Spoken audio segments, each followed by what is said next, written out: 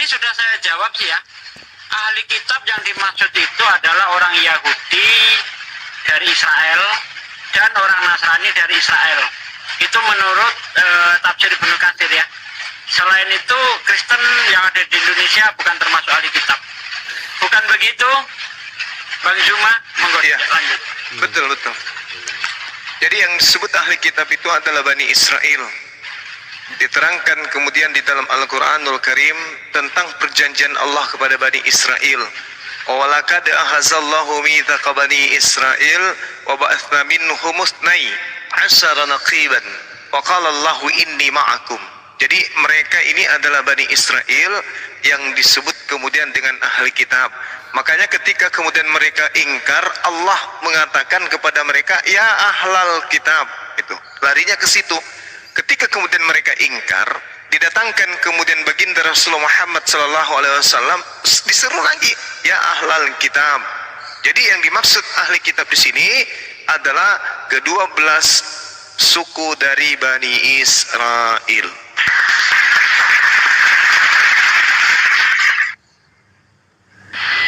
Oke, terima kasih penjelasannya. Ya. Dalam artian begini, Bang. Siap. Nah, saya membaca sebuah lanjutan dari ayat itu kan ketika Nabi Abang sedang dalam kebingungan atau lagi bertanya-tanya dalam hatinya atau pikirannya, disarankan dari pernyataan ayat itu untuk bertanya kepada yang katanya tadi Yahudi atau orang Israel sana. Iya. Pertanyaan saya, kenapa mempertanyakan kepada mereka? Oke, baik. Jadi pertanyaannya sederhana dan ini akan mencekik orang-orang yang mendengarkan apabila hatinya itu gusar. Gini, Rasulullah Muhammad SAW tidak pernah kemudian menarasikan bahwa dirinya itu dipilih menjadi nabi dari sejak dalam rahim. Dialah nabi yang paling baik, dia yang dan seterusnya. Itu nggak pernah tuh. Jadi Rasulullah Muhammad SAW menerima wahyu pun dia sendiri nggak pernah mendapatkan informasi sebelumnya bahwa orang ini, saya ini akan ditunjuk sebagai nabi. Kapan ya? Kok lama kali? Kenapa wahyu belum datang? Itu nggak ada yang kayak gitu-gitu. Rasulullah murni mutlak kemudian menjadi dirinya sendiri sebagai orang yang terpercaya pada saat itu, orang yang memiliki sifat yang sangat mulia. Seketika kemudian datang Al-Quran kepadanya pun dia masih takut. Dia takut ketika datang Roh Kudus kepada dirinya, dia takut. Ini ada apa? Sampai dia harus dibawa bertanya kepada ahli kitab. Sampai kemudian istrinya pun menyelimuti dia karena dia takutan, ada apa dengan saya? Makanya Allah mengatakan, kalau kau ragu tentang kenabianmu, kalau kau ragu tentang risalahmu sebagai utusan, bertanya kepada mereka. Mereka ahli kitab tahu bahwa akan datang sosok nabi ya setelah nabi yang datang kepada mereka. Fa in kunta fi syakkim mimma anzalna ilaika fas'al alladzina yaqra'unal kitaba min qablik. Tanya kepada mereka kalau kamu ragu terhadap apa yang diturunkan kepadamu.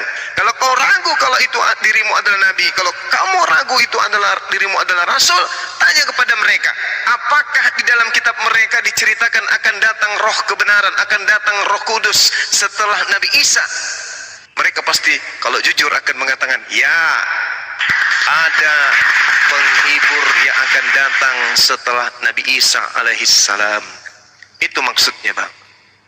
Tapi Rasulullah tidak pernah bertanya karena Rasulullah tidak pernah ragu. Gitu. Ada lagi.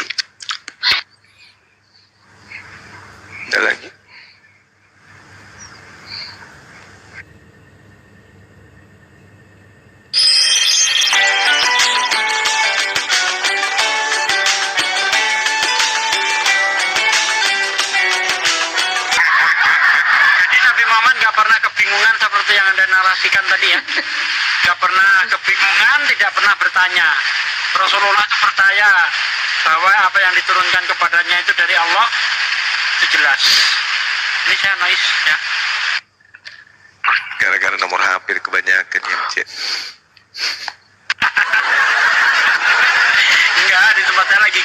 hujan. Oh gitu. Oh. Udah hujan, ngecek nomor 10 pusing. Udah Bang Giwel? Oke bang. Ini nih loh. Gini, Ntar Bang. dulu. Ya terusin dulu. Ini perlu juga nih Desali. Ternyata netizen ini dia pindah-pindah menjawab gitu loh. Jadi kalau ada nomor double ya perhatikan aja gitu ya. Iya. Ya, oke, lanjut. Oke bang ya. Jadi dari narasi yang diutarakan oleh saudara Juma, artinya jika Nabi Muhammad ini dalam keraguan tentang dirinya atau kenabiannya, kebenarannya itu ada pada ahli kitab. Itu kesimpulan dari apa yang saudara Juma utarakan. Jadi sampai Nabi Anda mati, ia mati dalam keraguan. Karena ahli Taurat atau ahli kitab yang Anda katakan tidak mengakui sama sekali bahwa Muhammad ini adalah Nabi. Dan sampai sekarang itu pun berlaku.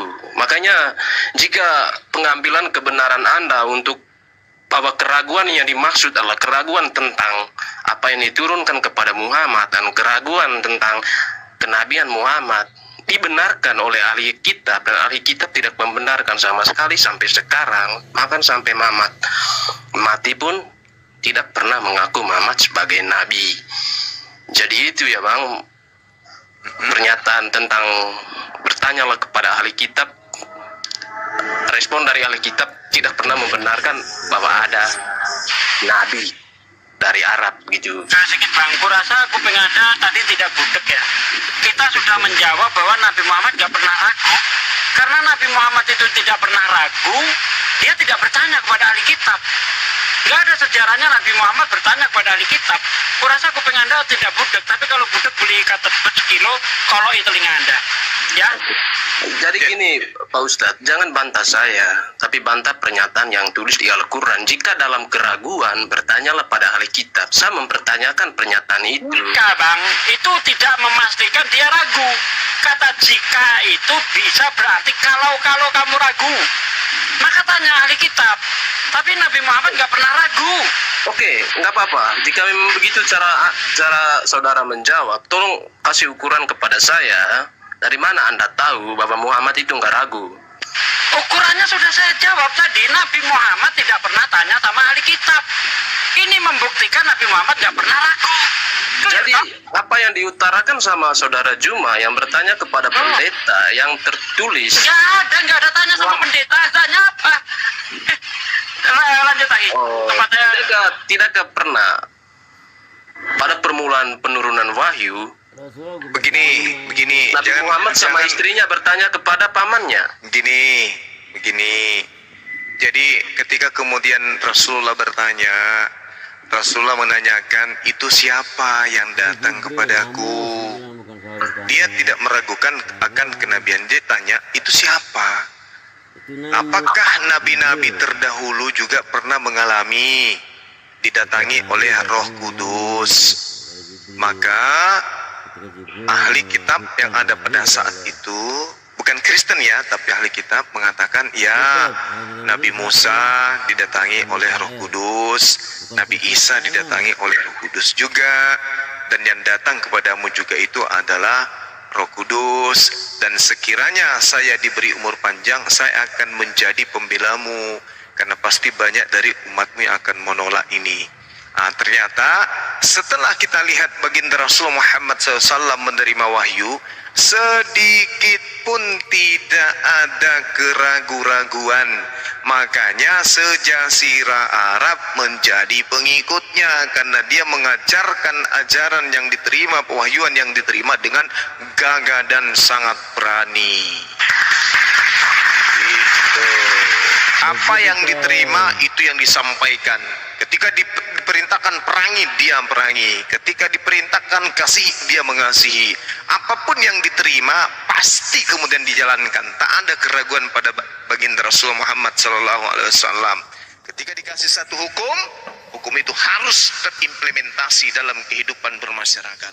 Ketika dikasih aturan, aturan itu harus kemudian menjadi satu patron dalam kehidupan sosial berbudaya pada zaman itu. Jadi tak ada keraguan bagi Rasulullah Ketika Rasulullah diperintahkan mengajarkan tentang zakat, maka semua sejazirah Arab harus bayar zakat. Ketika kemudian diperintahkan untuk mendirikan salat, maka sejazirah Arab harus salat. Tak ada keraguan. Berbeda dengan Tuhannya orang tetangga. Aku diutus untuk domba yang sesat dari Bani Israel, tapi keok. Gak mampu dia menegakkan hukum-hukum kepada Bani Israel. Untung saja Allah Subhanahu wa taala menyelamatkan dari pembantaian dan diganti oleh Yudas di atas tiang salib. Gitu. Begitu, Bung. Oke, bolehlah Anda coba membela kebenaran dengan cara mengarang bebas. Itu fakta. Nabi Muhammad SAW mengislamkan sejazirah Arab, bahkan hampir seluruh penduduk Indonesia. Untung ada Belanda yang mengurangi sedikit. Kalau Yesus, tak ada satupun manusia yang dikristenkan Yesus. Tunjuk satu manusia yang dikristenkan Yesus, ada nggak? Orang yang dikristenkan Yesus? Tak ada, Bung. Ya Allah dibaptis oleh Jadi Yesus begini ya, tidak saudara, ada. Itu boleh yang Anda baptis langsung melompat Paulus. cara pikirnya. Oh iya, memang kan itu fakta toh. Memang menyakitkan, tapi kan fakta. Pada permulaan wahyunya, Mamat itu nggak tahu sama sekali apa yang mendatangi dia. Terus buktinya sekarang kalau saya tanya kepada saudara, apa wahyu pertama yang diterima Yesus? Gak ada yang tahu. Saya bicara Nabi Anda dulu. Iya, makanya saya tanya, ini kan masalah keraguan. Yesus mengaku di dalam Wahyu 1 nomor 1 katanya, inilah wahyu Yesus Kristus. Pertanyaan saya, wahyu pertama yang Yesus terima yang mana? Yesus tidak pernah ragu-ragu. Yang kita bicarakan Yang saya tanya wahyu pertamanya. Waktu terakhirnya mana? Wahyu terakhir Yesus. Pertanyaan saya, Anda belum jawab, saudara. Ini sudah 4.000 pertanyaan, saya cuma satu.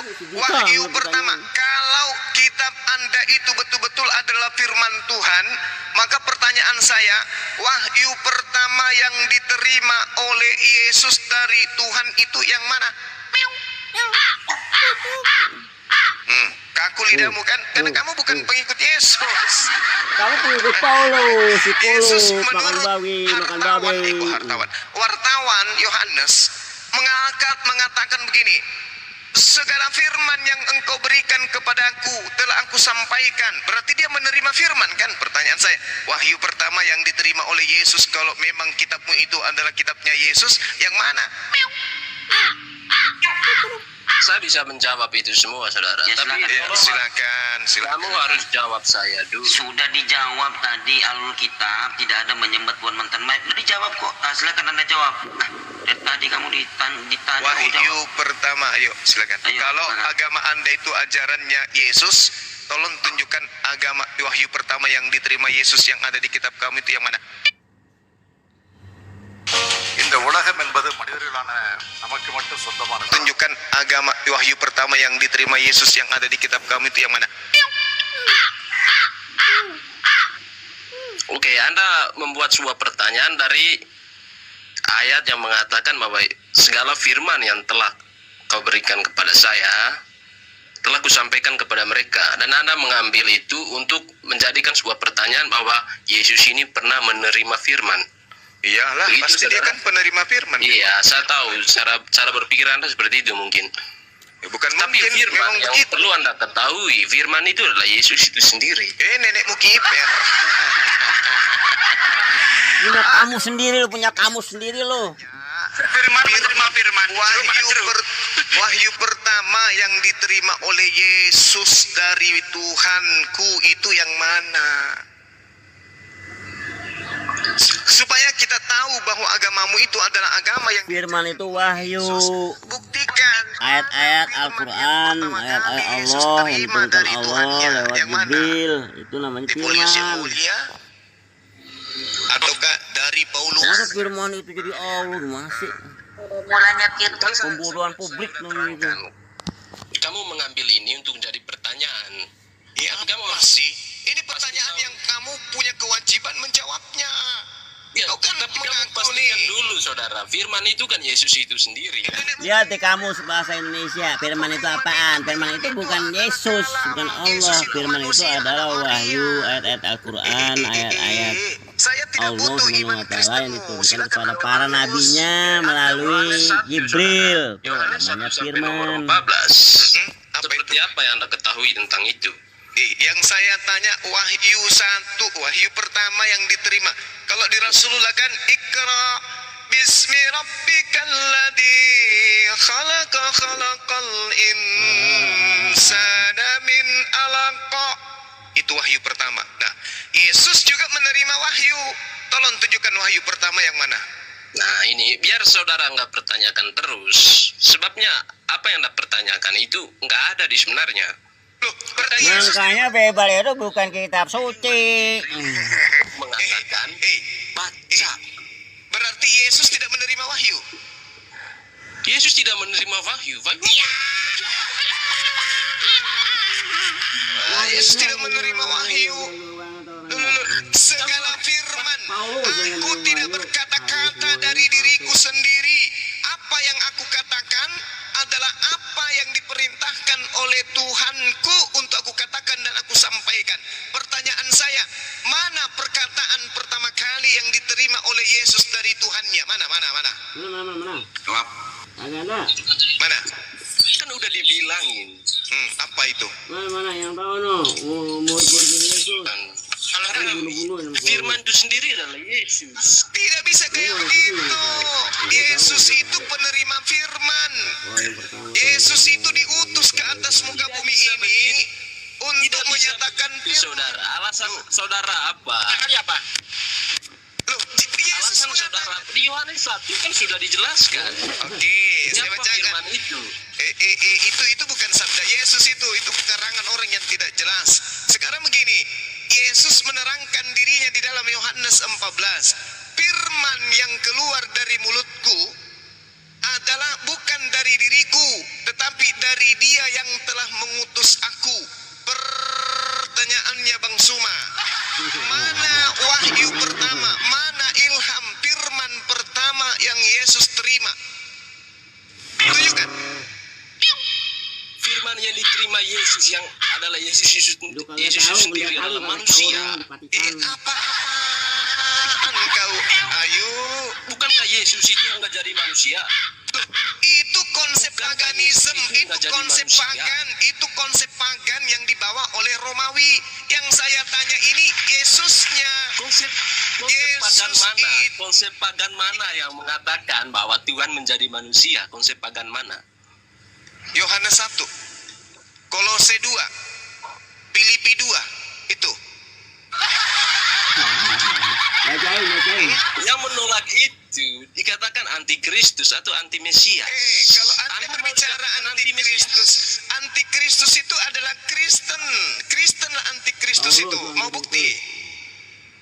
Buktikan bukti. kalau Kristen itu antikristus. 1 Yohanes 2 nomor 22. Siapakah pendusta itu? Bukankah dia yang menyangkal bahwa Yesus itu adalah Kristus? Oke? Nah, Kristen kenapa menuhankan Yesus kalau Kristen menganggap Yesus itu Kristus? Kenapa Anda tuhankan? Sedangkan Kristus itu adalah manusia. Ayo. Ketika Anda menuhankan Yesus, itu sama dengan Anda anti terhadap Kristus. Karena Kristus itu hanyalah perantara manusia yang diurapi yang datang kepada Bani Israel. Apa Kristus itu? Kristus itu adalah manusia yang diurapin, bukan Tuhan. Lalu kenapa Anda tuhankan? Inilah yang dikatakan 2 Yohanes 2 nomor 22. Siapakah pembohong itu? Siapakah Dajjal itu? Siapakah orang yang bermata satu itu? Bukankah dia yang menyangkal bahwa Yesus itu adalah Kristus? Dialah itu adalah antikristus. Yang menolak yang diurapi itu siapa? Loh, saya tidak menolak Yesus sebagai Kristus yang diurapin, manusia yang diurapin. Berarti kamu menerima bahwa Tuhan menjadi manusia. Ini kitab Karena katamu Kristus adalah Tuhan. Logikamu ini saya Saudara. pakai. Logikamu saya pakai. Saudara, saya tanya, saudara, Kristus itu adalah, jawab. Kristus bagimu tadi katanya kamu Tuhan. Saya Kenapa tanya, kamu tuhankan? saya tanya Gitu, dulu. Kita logikamu. kita Nah, dudukkan logikamu. dulu. Kita dudukkan Benarkan dulu. dulu logikamu. Kristus Benarkan itu dulu apa? logikamu. Ya, Kristus benarkan itu dulu apa? pola pikirnya. Benarkan dulu pola pikirnya, baru bisa lompat Anda. Ini sama ikan teri pakai helm juga ini. Yang saya katakan kepada saudara, antikristus itu adalah Kristen. Biar kamu bisa dudukan sendiri perkara pikiranmu. Kenapa Biar Bang kamu Suma? bisa Kenapa dudukan Bang Suma perkara mengatakan pikiranmu. bahwa orang Kristen itu antikristus? Karena orang Kristen menyembah Yesus. Menyembah Kristus. Yang Kristus Dengan Anda adalah menyembah Yesus, berarti Anda menolak Yesus itu Kristus. Tapi dia dikhususkan.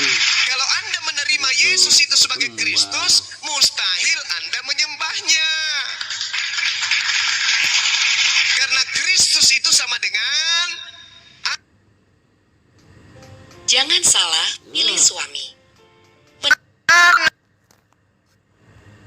dia yang di Pertanyaannya, siapa yang menolak anak manusia yang diurapi? Anda. Yesus. Macam mana orang Kristen menolak manusia yang diurapi? Buktinya Anda Tuhan kan? Lah, makanya karena itu saya bertanya kepada saudara, kenapa Anda menolak? Saya tidak menolaknya, saya mengakuinya dia Anda adalah mengaku orang. Yesus Tuhan. Bukan Tuhan. Bukan teri pakai helm. Kamu lagi ini. Kok manusia Yesus dijadikan Tuhan sih? Dia manusia. Dia utusan Allah, bukan Tuhan. Definisikan dulu. Kristus itu apa? Kristus adalah Kristus atau Allah. Tuhan atau Rab itu adalah Khalik, bukan manusia. Sedangkan Kristus adalah manusia. Barang siapa yang menyembah Kristus, berarti dia menyembah manusia. Barang siapa yang menyembah Kristus, berarti dia mentuhan, dia menteoskan Kristus. Barang siapa yang menteoskan Kristus, berarti dia menolak Yesus. Sebentar. Ini Anda masih pakai sudut pandang Islam. Saya bertanya kepada saudara. Tuhan bagi Anda itu apa? Tuhan itu apa? pencipta. Tuhan itu penciptanya Yesus. Pencipta Dia menciptakan Yesus. Itu adalah Tuhan. Pencipta manusia. Penciptanya Yesus. Pencipta manusia. Yang menciptakan Yesus itulah Tuhan. Pencipta manusia. Yesus manusia. Dia dicipta oleh Tuhanku. Jangan kau bilang dia kodok, apalagi ayam. Jangan. Yesus itu manusia. Titik. Jadi Tuhan menurut Anda apa? Yang menciptakan Yesus. Yang menciptakan Orang Kristen ini sumbing otaknya. Kau bilang Yesus ayam. Hah? Anak ini udah 3 kali bolak-balik masih nggak paham. 2 Yohanes 1 nomor 7. Siapakah Dajjal itu? Siapakah setan itu? Berarti Kristen itu adalah dajjal-dajjal ya. Pergi ke seluruh dunia yang tidak